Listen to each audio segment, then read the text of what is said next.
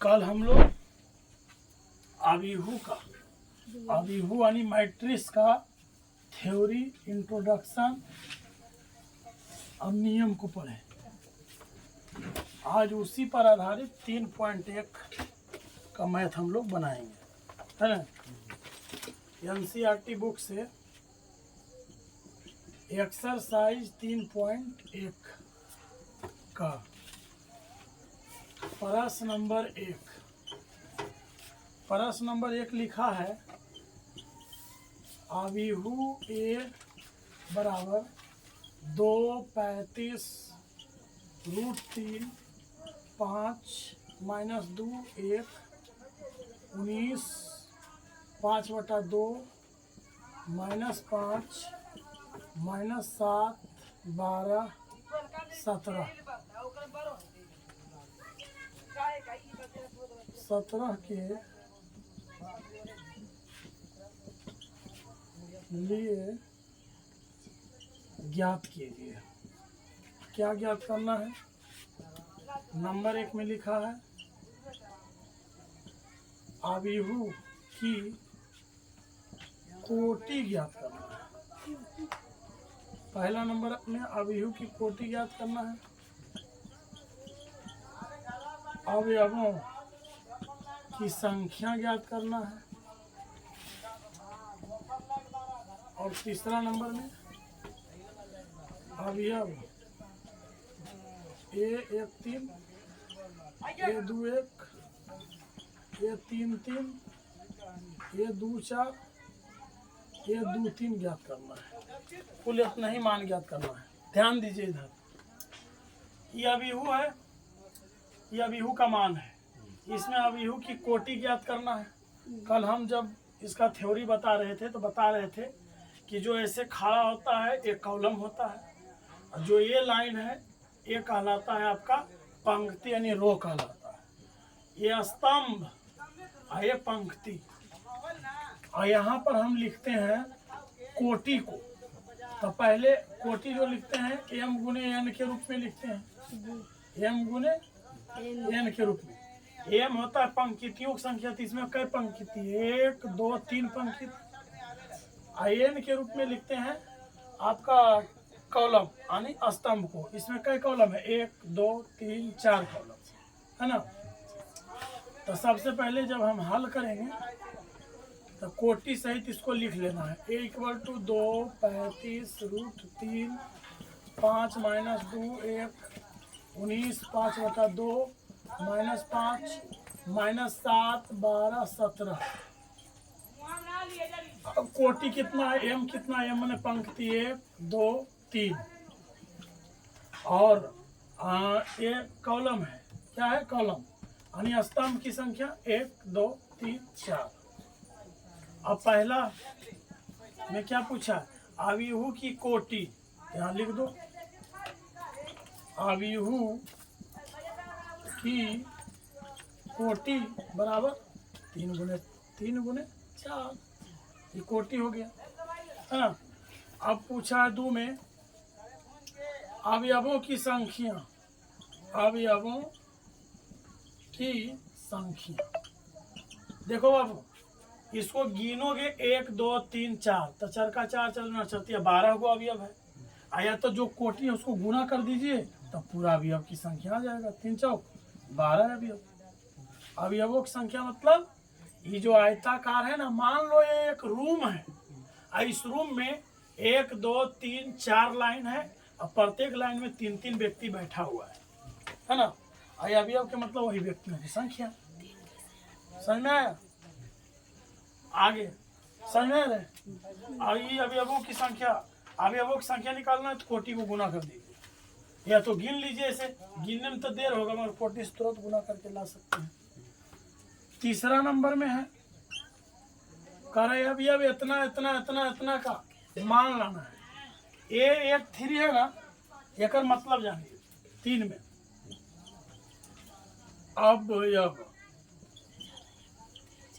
अवयव 1 3। देखो बाबू, 1 के मतलब पंक्ति नंबर पहला, और 3 के मतलब स्तंभ नंबर 3 में कौन सी संख्या है? एक के मतलब पंक्ति पहला, और 3 के मतलब हो गया कि स्तंभ नंबर तीसरा। तो पहला पंक्ति के तीसरा स्तंभ कौन है? 1 2 3, 3 नंबर पर 19 है, तो ये 19 हो जाएगा। दूसरा नंबर में कितना है? 821 है।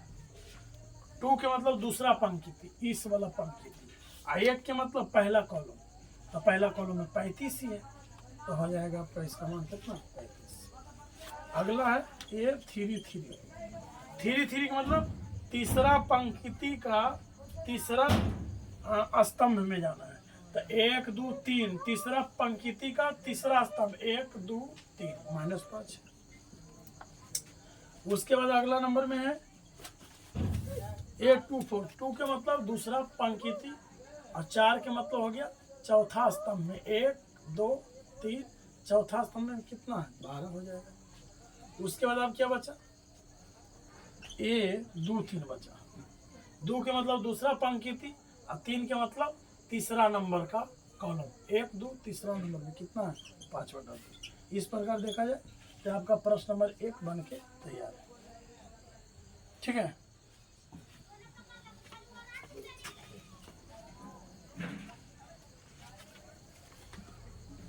हो गया, सबका क्लियर है।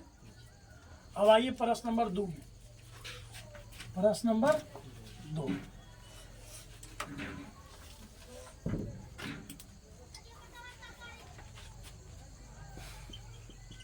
प्रश्न नंबर 2 में लिखा यदि किसी अभिहू में,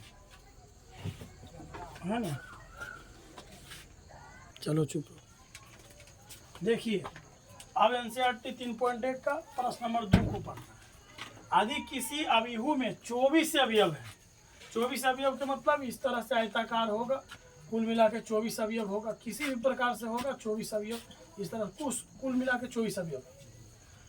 यदि किसी अभिहू में 24 अवयव हैं तो इसकी संभव कोटियां क्या हैं? कोटियां का मतलब वही जो यहाँ पर मान आता है गुना के रूप में, mn क्या क्या हो सकता है ना। तो इसका कोटियां निकालने के लिए उपाय है। एक चीज और पूछा, यदि इसमें 13 अवयव हो तो कोटियां क्या, यानी 2 गो के कोटियां निकालना है, 24 का अलग 13 का अलग। तो चलिए 24 की कोटियों की संख्या बराबर, तो देखिए अगर हम 24 के एक पंक्ति में लिखेंगे तो हमें पता है कि इस तरह से लिखा था, पहले पंक्ति और बाद में कॉलम।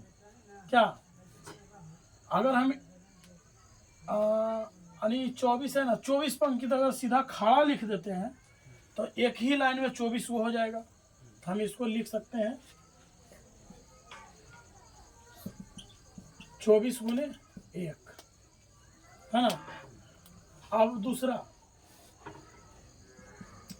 जिसको गुना करे पर 24 आवे उसका गुणनखंड ले लो, 12 दूना 24, यानी 2 कॉलम बनाएंगे और 12 को पंक्ति बना लेंगे। क्या, तो 12 दूना 24। उसके बाद आप चलिए आगे, 12 के नीचे 11 ने 10 ने 9 ने 8 में, 8 तिया 24, 8 का 6 चौका 24, और 6 के बाद 5 में 4 में 4 छक्का 24, 4 के बाद नीचे आओ, चलिए 4 के बाद 3 में 3 8 24, 3 के बाद आओ नीचे 2 गुने 12 और आपका 1 गुने 24। देखा जाए तो कुल आप 24 की कोटियों की कुल संख्या इतना ही हो सकता, 1 2 3 4 5 6 7 8 कोटि। कितना होगा?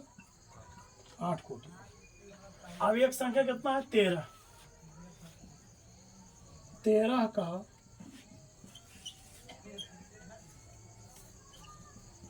कोटियों की संख्या, तो 13 एक कम 13 और 13 तो कोई पारम है नहीं, तो 1 गुने 13, बस इसमें कुल मिला के 2 कोटियाँ बनेंगी। इसमें सिर्फ 2 कोटियाँ बनेगा। इसमें आइए, कुल 18 अवयव है, इसमें भी पूछ रहा है कि इसमें संभव कितना कोटियाँ हो सकता है, ये 18 अवयवों की कोटियों की संख्या बराबर, तो क्या हो सकता है 18 गुने 1, और उसके नीचे आइए 9 दूनी 18, और नीचे आइए छोटी 18, 3 छक 18, 2 नमा 18 और 1 गुने 18, कुल मिला के इतना 1 2 3 4 5 6, कुल 6 कोटियाँ हो सकता। अब दूसरा का है 5 का 5 अवयवों की कोटियों की संख्या बराबर, तब 5 एकम 5 और 1 5 5, कुल मिला के 2 कोटियाँ। इस प्रकार हम लोग 3.1 का प्रश्न नंबर 2 और 3 भी क्लियर कर लिए। अब हम लोग पढ़ेंगे प्रश्न नंबर 3 के बाद प्रश्न नंबर 4।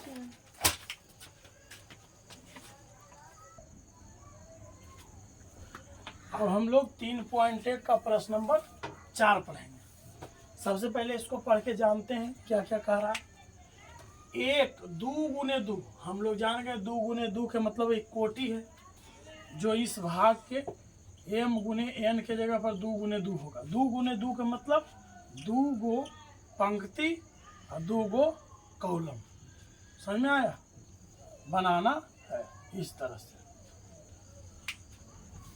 जिसमें आगे क्या कहा, 1 2 गुने 2 अभिहू a बराबर, यानी a का मान जो निकालना है a i j के रूप में सजाना है कि रचना कीजिए जिसके अवयव निम्नलिखित है, निम्नलिखित प्रकार से प्रदत्त है, यानी a i j का मान इस रूप में निकलेगा। तो हम लोग इसका हल करते हैं। पहले हम लोग क्या करते हैं कि 2 गुने 2 अभिहू बना लेते हैं। a बराबर a i j के रूप में लिखना है, 2 पंक्ति और 2 कॉलम के रूप में लिखना है। a11 a12 एक पंक्ति और 2 कॉलम बन चुका है। यहाँ 21 22, और देखा जाए 1 2 पंक्ति 1 2 कॉलम बन गया। अब इसका मान निकालेंगे। हम लोग 1 नंबर बना रहे हैं। 1 नंबर जब हम लोग बना रहे हैं, यहाँ लिखेंगे 1 नंबर। इस सब के लिए मान है, सब में 2 गुने 2 वो लगेगा। 1 नंबर में क्या है, a i j equal to i plus j के होल स्क्वायर बटे 2। अभी इस सब का मान निकालिए। a11 है, i प्लस j थे, i का मान भी 1, j का मान भी 1, 1 1 2 बटा 1 1 2 के स्क्वायर बटा 2, 2 दूनी 4 बटा 2, 2 दूनी 4, 2 आया। a12 के मान निकालेंगे, i j 1 प्लस 2 बटा 2, इसका होल स्क्वायर, 2 1 3 के स्क्वायर बटा 2, 3 3 9 बटा 2, ये डिवाइड नहीं होगा। अब यहाँ 2 1 i 2 j 1 के स्क्वायर बटे 2, 2 1 3 के स्क्वायर बटे 2, 3 3 9 बटा 2। अब हम लोग 2 2 2 प्लस 2 बटे 2 के होल स्क्वायर, 2 2 4 के स्क्वायर बटा 2, 4 चौका 16 बटा 2, 2 8 16। देखा जाए तो 1 नंबर का बन चुका है। ये बराबर, अब मान बैठा दीजिए। a11 के मान आया कितना, 2 आया। 1 2 का मान 9 बटा 2, तो इधर 9 बटा 2 बैठा देंगे, है ना। उसके बाद 2 1 के मान 9 बटा 2 आया, यहाँ 9 बटा 2 बैठा देंगे। और 2 2 का मान 8 आया, यहाँ 8 लिख देंगे। इस प्रकार से 1 का मान बन चुका है। अब हमें दूसरा का निकालना है। दूसरा नंबर में देखिए, दूसरा नंबर में क्या है, a i j i बटा j है, हमें निकालना है 1 1। तो 1 i j भी 1 भागा देंगे, 1 आएगा। 1 2 बनाना है, i 1 j 2, डिवाइड ही नहीं होगा, ये खुद 1 बटा 2 ही रह जाएगा। 2 1 आई 2 जे 1 1 से 2 के भाग है तो 2 ही आएगा। 2 2 तो 2 बटा 2 2 में 2 एक बार में सीधे सीधे 1 आएगा, बन चुका। ये बराबर अभिहू की रचना कीजिए। ए 1 1 1 1 2 1 बटा 2 और 2 1 2 और ये 1 बन के रेडी। अब हमें तीसरा नंबर निकालना है। तीसरा नंबर में क्या दे रखा है, 3 ही गुणे हैं। ए आई जे निकालना है। आई प्लस 2 जे के होल स्क्वायर बटे 2। अब निकालिए। ए 1 1 निकालना, आई प्लस आई का मान भी 1 1 प्लस 2 गुने 1 के स्क्वायर बटे 2। यहाँ 1 का 1 2 एकम 2, इतना हाई लेवल क्लास में डायरेक्ट कर लेना है। 2 एकम 2 1 3 3 के स्क्वायर बटे 2 3 3 9 बटा 2। 1 2 1 2 में जाएंगे, आई के पास 1 2 गुने 2 के स्क्वायर बटा 2। यहाँ डायरेक्ट 2 2 4 और 1 5 तो 5 के स्क्वायर बटे 2। 5 5 25 बटा 2 25 बटा 2 हो जाएगा। अब हो जाएगा 2 1 का मान, तो आई की जगह 2 2 गुने 1 बटा 2 इसका होल स्क्वायर। 2 एकम 2 और 2 4 के स्क्वायर बटा 2 4 चौका 16 बटा 2 2 8 16 8 है। 2 2 के निकालना है तो हो जाएगा 2 प्लस 2 गुने 2 के होल स्क्वायर बटे 2। यहाँ हो जाएगा 2 दूनी 4 2 6 के स्क्वायर बटा 2 6 छक 36 बटा 2 और 18 दूना 36 बराबर 18। अब हम लोग का अभिहू निकल चुका है। ए इक्वल टू 1 1 का मान 9 बटा 2 1 2 के मान 25 बटा 2 और 2 1 के मान 8 2 2 के मान 18। इस प्रकार से हम लोग का प्रश्न नंबर 4 बन के तैयार है। इसको अब नोट कर लीजिए।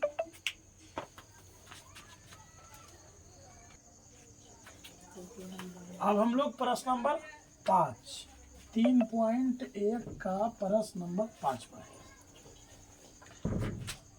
बहुत इंपॉर्टेंट है। एक 3 गुने 4 अभिहू की रचना कीजिए जिसके अवयव निम्नलिखित प्रकार से प्राप्त होते हैं। यानी 2 गो है ना, 2 अवयव, ये 2 अभिहू निकलेगा इसमें, ठीक है। और 3 गुने 4 कोटि है, एम है, एन है। एम के मतलब पंक्ति बता रहा है, यानी अंग्रेजी में रो, और 4 जो है जो हिंदी में स्तंभ बता रहा है, जिसको अंग्रेजी में बोलता है कॉलम, ठीक है। सबसे पहले हम अभिहू का एक ढांचा ले लेते हैं। ए बराबर 3 4 के रूप है ना, 3 पंक्ति चाहिए, 3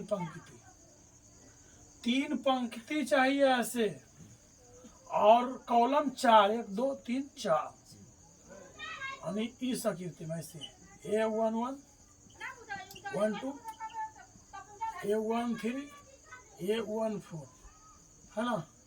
ये बनेगा 1 कॉलम 2 कॉलम 3 कॉलम 4 कॉलम। अब पंक्ति 3 ऐसे 1 2 3, इसी को निर्माण करना बड़ा काम है कि ना। ये 3 गुने 4 समझ में नहीं आता है।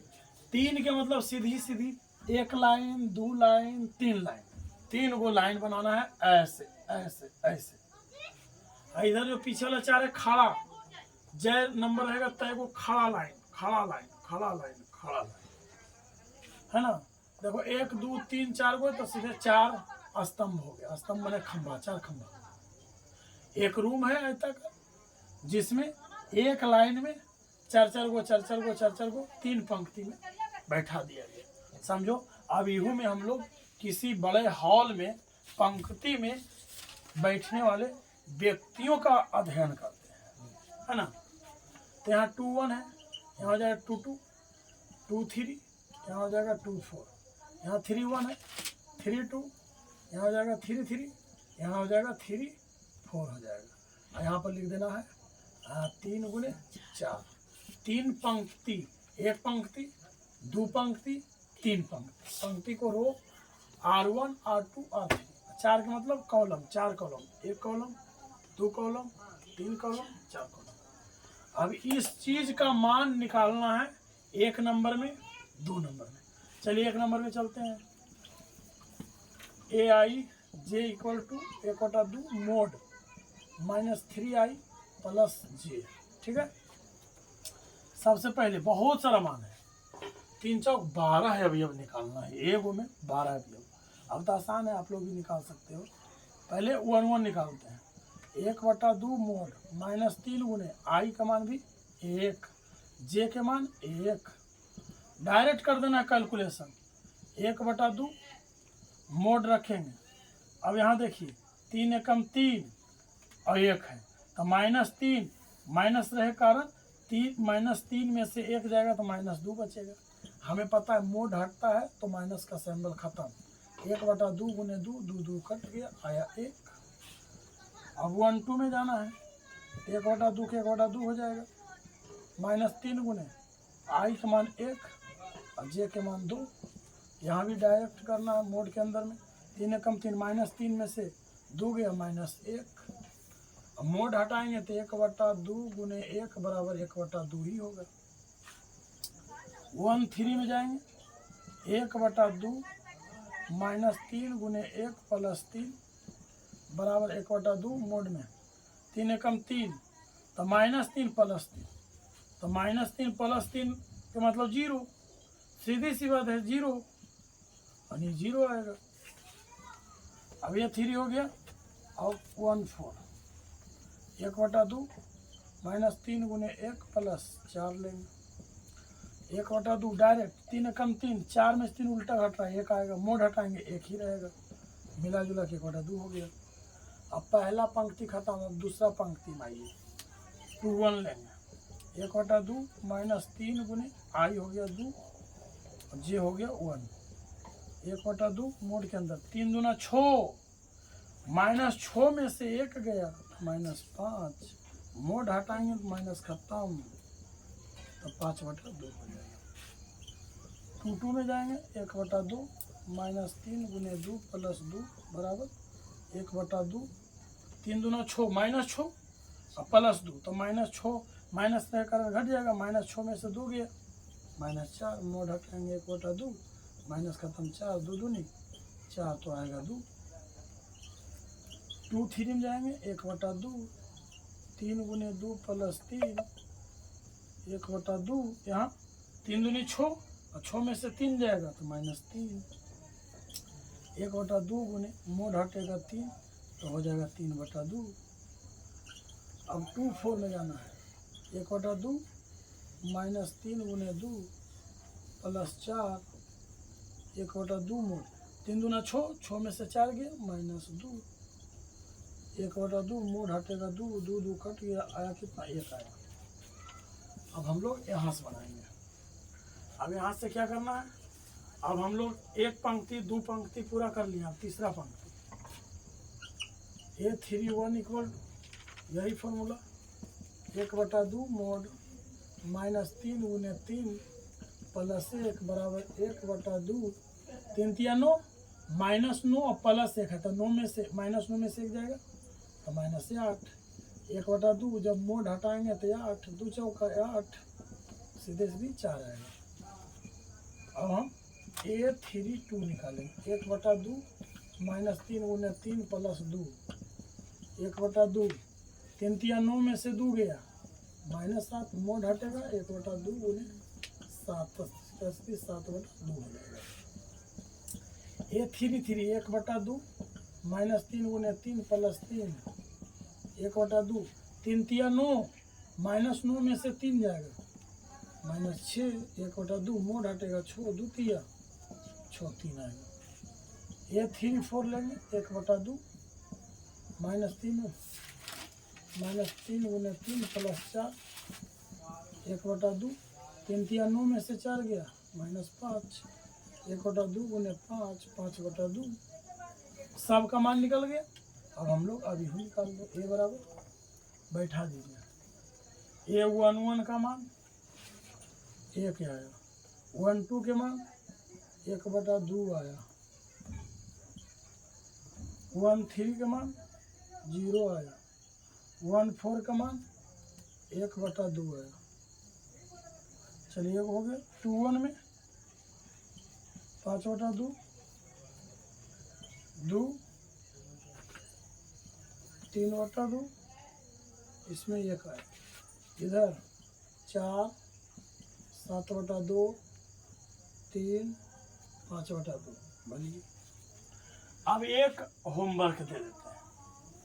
अब जिस तरह से इसको बनाए इसको नहीं बना लेगा, बन जाता है तो ठीक है, बोलिए, नहीं बनेगा बना देते हैं, तुरंत मिटाए बन जाएगा ना। ठीक, अब एक बता दिए, इसी टाइप से दूसरा आप लोग को बना लेना है। अब 5 के बाद 6ठा प्रश्न हम बताएंगे। आज 3.1 झाड़ देंगे, तभी छुट्टी देंगे, चाहे जितना समय लग जाए।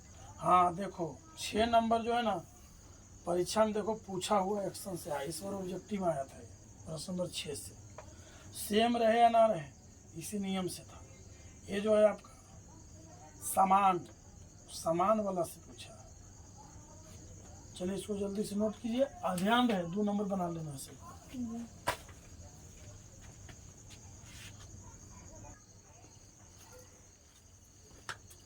अब हम लोग 3.1 का प्रश्न नंबर 6 पढ़ेंगे। ये भी बहुत इम्पोर्टेंट है, इंटर के एग्जाम में या ऑब्जेक्टिव में आने का संभावना रहता है। हमेशा एक ऑब्जेक्टिव इससे आता है, समान रूप वाला। निम्नलिखित समीकरणों से x, y, z के मान ज्ञात करना है। सबसे पहले हम लोग 1 नंबर को बनाते हैं। जब बराबर दे दिया तो समझिए समान रूप से आया है। 4x 3 5 बराबर y z ऐसे लिखे हैं, z1 5। इसका पहला अवयव इसका पहले के बराबर, दूसरा अवयव दूसरा के बराबर, तीसरा अवयव तीसरा के बराबर, चौथा चौथा के बराबर। तो सीधी सी बात है, निकल गया। पहले x निकालना है तो x से यहाँ है तो यहाँ 1 हो गया। y निकालना है तो यहाँ y है, इसका पहला तो इसका पहला 4 है तो 4 हो जाएगा। z निकालना है ना, z निकालना, z पहला पंक्ति के दूसरा नंबर, पहला पंक्ति के दूसरा नंबर में 3 है, 3 हो गया। x y z निकल गया, क्लियर। 1 नंबर बन गया। 2 नंबर बनाना है ना। 2 नंबर का हल सामना सामनी कर देते हैं। यहाँ देखिए समीकरण से बनेगा, x + y का मान 6 है, x + y बराबर 6। इस पंक्ति का पहला बराबर x + y 6 है। और यहाँ पर क्या दे रखा है, 5 + z, 5 + z बराबर 5 हो गया। तो सीधी सी बात है, z के मान निकालना है। 5 को इधर कीजिए, सबसे पहले z आ गया, 5 में 5 गया 0 आ गया। अब यहाँ ध्यान देना है, इस समीकरण 1 के रूप में इसको रखिए, x y बराबर 8। ये दूसरा पंक्ति का दूसरा स्तंभ में, तो ये 8, x y बराबर 8। x बराबर कर दो या तो y बराबर कर दो, x बराबर कर देते हैं 8। ये मल्टीप्लाई में इधर जाके डिवाइड में भागा हो जाएगा, और ये x के मान 8/y है। अब इस x का मान को समीकरण 1 में रख देना है। समीकरण 1 में x का मान रखने पर समीकरण 1 क्या है, x + y बराबर 6। तो x के स्थान पर हम रख देंगे 8/y + y बराबर 6। अब क्या होगा जो ध्यान दीजिए, अब यहाँ लघुत्तम लीजिए, y 1 कम y में y 1 बार में तो 8 1 कम 8, 1 में y बार में तो y गुना होगा y स्क्वायर, इधर हो जाएगा 6। अब y तिरछा तिरछी गुना कर दीजिए, अगर सजाट लिखिए इसे, y स्क्वायर + 8 बराबर 6y। अब इसको ही पार लाइए, y स्क्वायर - 6y + 8 बराबर 0। अब इसका गुणनखंड तोड़ना है। 6 को 2 खंड में ऐसा तोड़िए, गुना होकर 8 आवे, जोड़ घट के 6 आवे। तो 4 दूनी 8 और 4 2 6, टूट गया। चलो इसको यहाँ पर बना देते हैं, y स्क्वायर माइनस, अब प्लस में लाना है तो दोनों को माइनस में लो, -4y - 2y + 8 बराबर 0। 4 दूनी 8 और माइनस माइनस प्लस हो गया, बाई कॉमन ले लेंगे तो बाई माइनस 4 बचेगा, 2 कॉमन लेंगे तो बाई माइनस 4 बराबर 0। ये वाला बाई, ये वाला माइनस 2 कॉमन ले लेंगे, इधर बाई माइनस 4 बराबर 0। बाई माइनस 2 बराबर 0 और बाई माइनस 4 बराबर 0। इस प्रकार बाई बराबर 2 और बाई बराबर 4 दोनों है। अभी 2 को कौनों रख करके आप x निकाल सकते हो, है ना। इस प्रकार x बराबर 8/22, तो बाई का मान एक बार ले लेते हैं 8/2 ले लेते हैं, 2 चौका 8, 4 आ गया। यह x बराबर 8/, दूसरा का 4 लेंगे, 4 दूनी 8, तो 2 आ जाएगा। हो गया सब का मान, यानी x का मान 4 या तो 2 हो सकता है और आपका बाई का मान 2 या 4 हो सकता है और जेड के मान 0। यानी एक जगह नीचे में लिख देना है, इसके नीचे में लिख देना है ऐसे, x बराबर 4 हुआ 2, बाई बराबर 2 हुआ 4, जेड बराबर 0। देखो इसी प्रकार से आंसर दिया। अब इसमें आइए 3 का हल में, यहाँ दे रखा है x plus by plus Z बराबर, पहला का पहला 9 हो जाएगा समीकरण 1। यहाँ है x प्लस जेड बराबर 5 समीकरण 2, यहाँ है बाई प्लस जेड बराबर 7 समीकरण 3। अब पता है क्या करना है, एक दूसरे में मान रखिए, है ना, एक दूसरे में मान रखिए। जैसे एक्स जेड है, एक्स जेड को एकत्रित कर लेंगे, बाई निकल जाएगा। लिखेंगे समीकरण 1 में समीकरण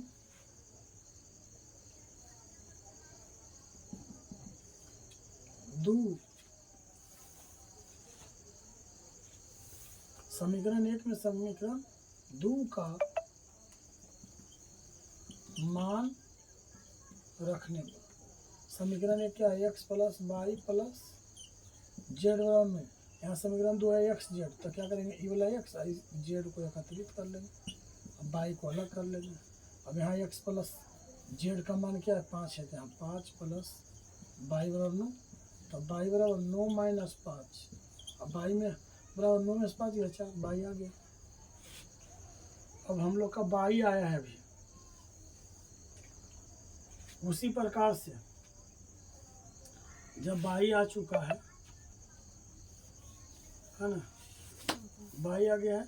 अब देखिए बाई जेड के बदले 7 है, एक्स भी आ जाएगा। समीकरण 1 में अभी क्या करो, समीकरण 3 के मान रख दीजिए।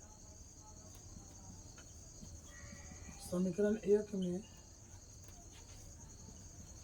समीकरण 3 का मान रखने पर डायरेक्ट सजा दो, यहाँ देख करके।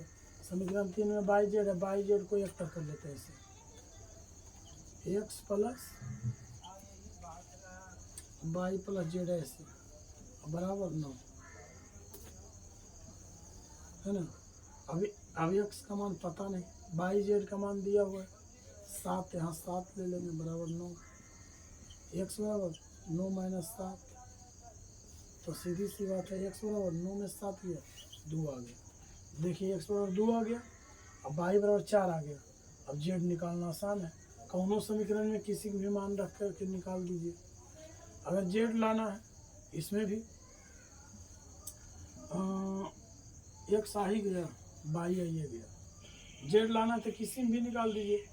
इस समीकरण में एक्स बाई का मान रख देंगे, एक्स आया 2 और बाई आया 4, 4 2 6 और 9 में 6 गया 3, जेड का मान 3, यहाँ से भी जेड के मान 3 आएगा। एक्स के मान कितना 2 है, 2 इधर जाएगा, 5 में से 2 गया 3 आ जाएगा। बाई का मान 4 है, 7 में 4 गया 3 आ जाएगा। किसी में भी एक्स वाई का मान रख के हम निकाल सकते हैं, ठीक है। जिसमें आसानी है उसी में निकाल दो। ले लेते हैं समीकरण 2। समीकरण 2 में x का मान रखने पर।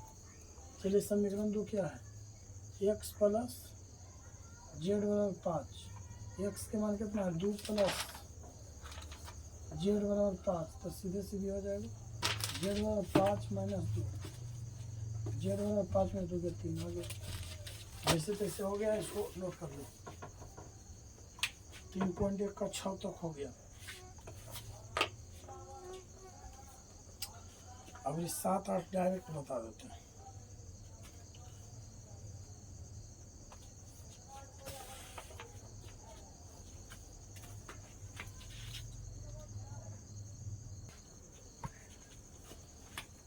चलो अब हम लोग 3.1 का प्रश्न नंबर 7 का हल करेंगे। देखो समीकरण के रूप में लिखा है इतना बराबर इतना से ए बी सी डी के मान ज्ञात करना। बराबर रखा है, समझिए समान, समान अभिहु का नियम से आया है, समान अभिहु में है ना। A minus b 2a plus सी, 2a minus b 3c plus d, इतना बराबर माइनस 1 0 5 13। सीधे जानो, पहला पंक्ति का पहला मान पहला, यानी ए माइनस बी बराबर माइनस 1, समीकरण है ना। अब इसमें है 2a प्लस सी, तो दूसरा 5 है, इस समीकरण इसको 2 मान लेना। 2a माइनस बी बराबर 0, इसको समीकरण 3 मान लेना है। 3c प्लस डी बराबर 13, समीकरण 4 मान लेना। बनेगा किसमें, जिसमें एक जैसा रहेगा चर, जैसे समीकरण 1 और 3 में चर एक जैसा है, ए बी, तो समीकरण 1 तथा 3 से हम लोग बनाएंगे। लिखेंगे समीकरण 1 तथा किससे 3 से। समीकरण 1 क्या है, ए माइनस बी बराबर माइनस 1, और समीकरण 3 क्या है 2a माइनस बी बराबर 0। ये समीकरण 1 है, ये समीकरण 3 है। कुछ देख रहे हो एक जैसा है बी, यानी चिन्ह बदल देंगे ना, बिना गुना किए बन जाएगा, घटा देंगे तो यहाँ जोड़ है तो यहाँ माइनस, माइनस पर प्लस, ऐसे। समीकरण 1 चलो तथा 3 रहेगा। अब बता माइनस प्लस में कट जाएगा, ए में से 2a गया, ए माइनस 2a, तो 2a में से जाएगा माइनस 1, और यहाँ माइनस 1 में से 0 जाएगा माइनस 1, माइनस माइनस कट गया, ये बराबर 1 आया। जब ए का मान 1 आया तो लिख देंगे समीकरण 1 में ए का मान रखने पर बी आ जाएगा।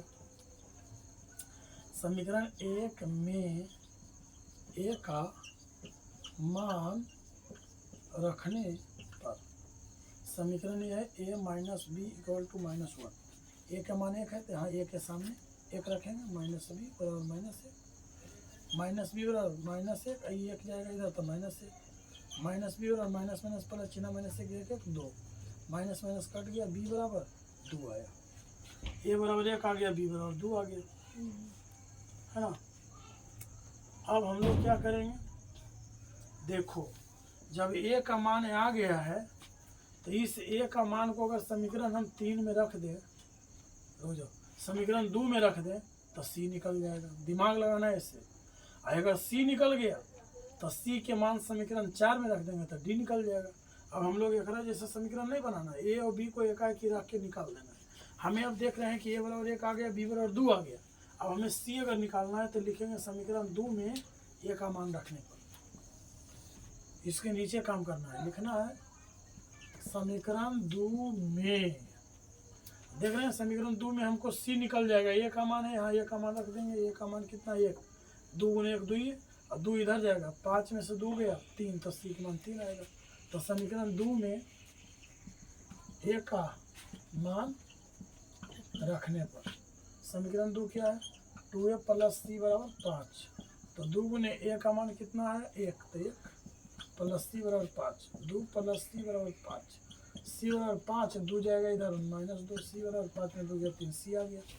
अब डी निकालना है, देख रहे हैं डी इसमें यहाँ सी है, तो सीधे समीकरण 4 में सी का मान रखने पर समीकरण 4 में सी का मान रखने पर समीकरण 4 क्या है, 3c प्लस डी बराबर 13, 3 गुने सी के मान 3 प्लस डी बराबर 13, 3 3 9 प्लस डी बराबर 13, 9 जाएगा इधर, 13 माइनस 9, 13 में से 9 चला गया, क्या बचेगा 4, आ गया सब का मान, ए का मान 1, बी के मान 2, सी के मान 3 और डी के मान 4, लगातार अंक आया, क्लियर।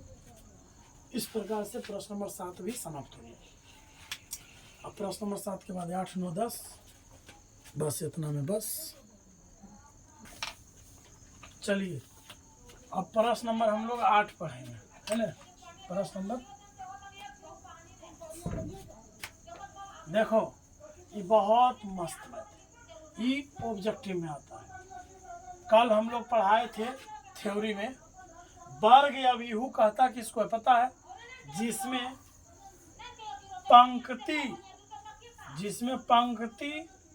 और कॉलम, जिसमें पंक्ति और स्तंभ बराबर रहता है उसको कहा जाता है वर्ग व्यूह। जैसे इस तरह से है, तो देखो 1 2 NS भी 1 2 बराबर है, ए देखो 1 2 3 पंक्ति हो गया, 1 2 3 हो गया, ये पंक्ति हो गया, और कॉलम में 1 2 3, यानी जिसमें पंक्ति और कॉलम दोनों बराबर है, समझो वर्ग है। अच्छा ये बता, तो लोग ऐसी बता देगा उत्तर, पंक्ति जब कॉलम बराबर रहेगा तो वर्ग कहलाएगा।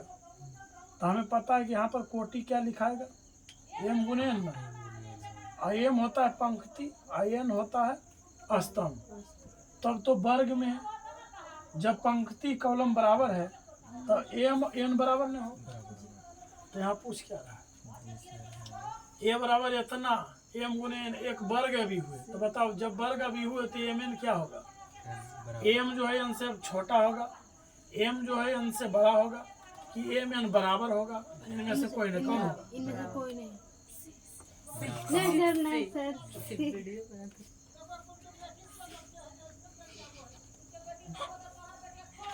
ध्यान दो, वर्ग अभी हुए, तो वर्ग अभी हुए में पता चल गया ना, एम और एन बराबर, तो एम बराबर है, वो हिसाब से उत्तर क्या हो जाएगा, लिख देना है, सही विकल्प सी है।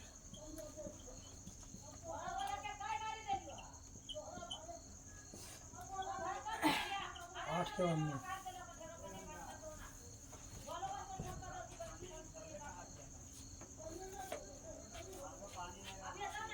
ये जो 9 नंबर है ना, 9 नंबर भी इसी प्रकार का मैथ है। x तथा y के पारदर्श के मान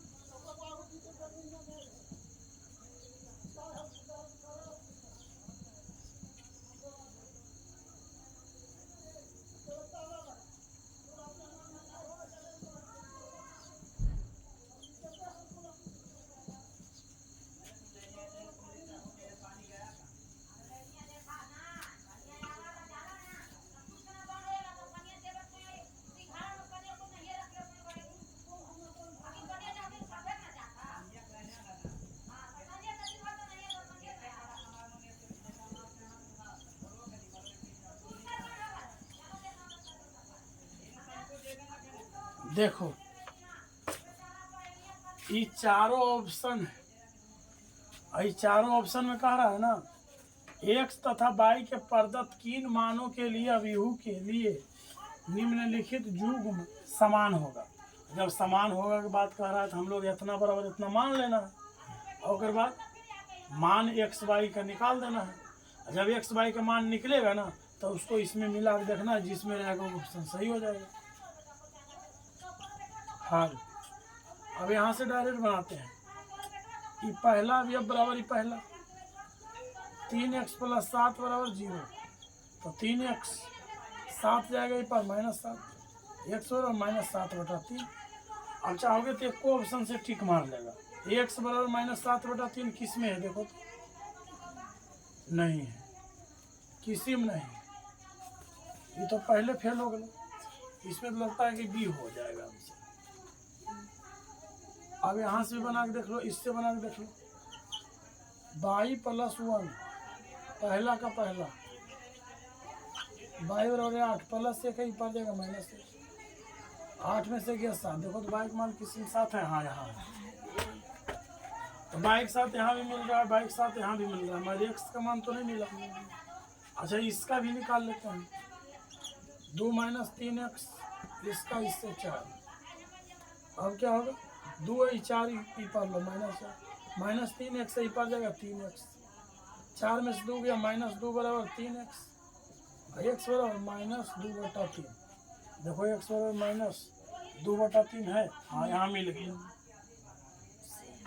गया ना। अरे इसमें x के मान अलग है, इसमें x के मान अलग है, मगर मैच कर गया।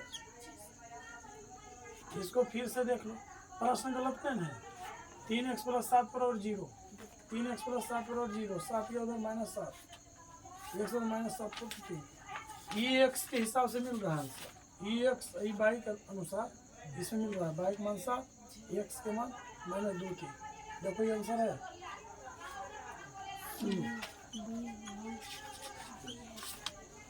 सही विकल्प किसमें मिला, बी से।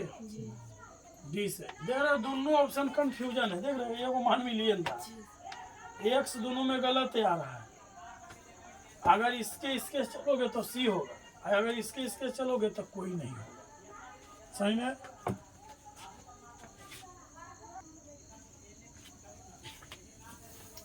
3.1 के अब 10 नंबर अंतिम मैथ है ना। पता है ये ऑब्जेक्टिव में आता है, इसका एक फॉर्मूला है, फॉर्मूला को समझना बहुत जरूरी है। ये हमेशा ही कोटि कम या बेसी हो सकता है, कम या बेसी हो सकता है, मरी चेंज नहीं होगा 0 या 1 का मामला। यार समझने के लिए पहले ही जान लीजिए 3 × 3 के मतलब है, समझो वर्ग अभी हुए, यानी जितना पंक्ति होगा उतना ही स्तंभ होगा, है ना। 1 2 3 गो 3 लाइन में लिए, समझो ये स्तंभ हो गया। अब पंक्ति में 1 2 3 1 2 3, ये समझने के लिए 0 लिए हैं, 0 है नहीं, है ना। ये समझो खाली स्थान है, या खाली स्थान बनाओ। 1 2 3 1 2 3 1 2 3 3 × 3 कह रहा है कि 3 × 3 कोटि के ऐसे अवयवों की कुल कितनी संख्याएं होगी जिनकी प्रत्येक प्रविष्टि 0 या 1 होगा, अनेक स्थान पर 0 या तो 1 रहेगा। तो पता है जब इस तरह का समस्या आता है तो प्रत्येक प्रविष्टि 0 या 1 होगी, क्या निकालना है, ऐसे अवयवों की कुल संख्या पूछ रहा है। तो इसका फॉर्मूला होता है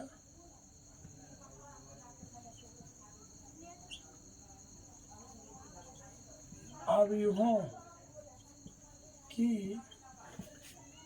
कुल संख्या बराबर फॉर्मूला होता है 0 या 2 है ना, तो इसलिए 2 लिया जाता है, इस पर पावर n होता है। यह सूत्र है अवयवों की कुल संख्या बराबर 2 पर पावर n। n जो होता है ना n खास करके अवयवों की संख्या होता है, अवयवों की संख्या होता है। 2 के 2 ये है, n के मतलब अवयवों की संख्या, अवयव की संख्या एक रूप गुना करके ले आएंगे। 3 तिया 9, 1 2 3 4 5 6 7 8 9, 2 पर पावर 9 के मतलब सीधे सीधे 9 को 2 गुना कर दो, है ना। 2 दूनी 4, 2 8, 2 16, 2 32, 2 64, 2 128 और 128 दूना 9 को दूना हो गया। हाँ, 128 दूना 256 और 256 दूना 512। समझ जाइए अवयवों की कुल संख्या 512 होगा। 512 किस ऑप्शन में? डी में। तो डी हो जाएगा सही उत्तर। सही विकल्प क्या है? डी। ये फॉर्मूला हमेशा याद रखना। जब 4 गुने 4 रहेगा, यह तो निश्चित नहीं है कि बराबर रहेगा, 4 गुने 3 भी रह सकता है। तो 4 गुने 3 यानी 12, यहाँ पावर 12 लग जाएगा, है ना। इसका ये सूत्र याद रखना होगा, ये ऑब्जेक्टिव में आता है। ठीक, आज हम लोग 3.1 एक्सरसाइज कंप्लीट कर लिए, है ना। कल शुरू करेंगे 3.2।